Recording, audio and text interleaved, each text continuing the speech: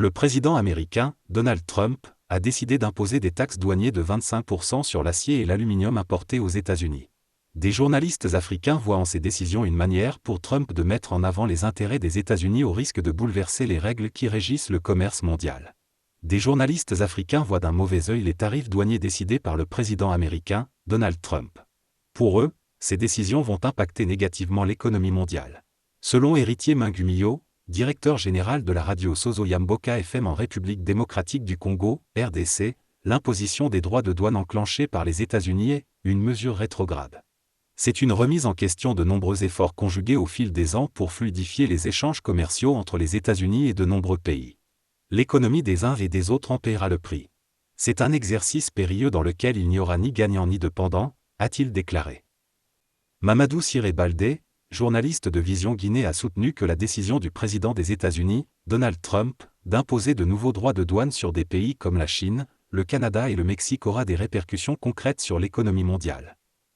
En adoptant des mesures unilatérales qui ont provoqué des représailles des pays ciblés, le locataire de la Maison-Blanche remet en question l'ordre commercial fondé sur les règles de l'Organisation mondiale du commerce, OMC, dont le rôle est de réduire les obstacles au commerce international, de garantir des conditions égales pour tous et de contribuer ainsi à la croissance économique et au développement.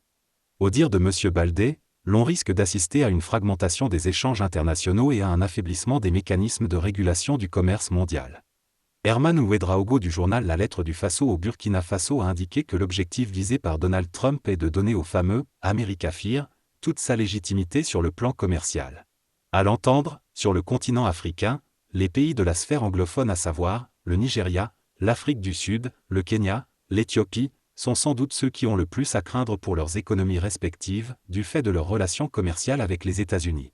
Selon M. Ouedraogo, la ZLECAf, la zone de libre-échange commercial mise en œuvre par l'Union africaine pourrait également prendre un coup dans cette décision américaine. Salahaddine Mahama Sabour, journaliste de l'agence tchadienne de presse et d'édition, a plaidé pour un système d'échange commercial multilatéral mondial qui préserve les intérêts de toutes les parties.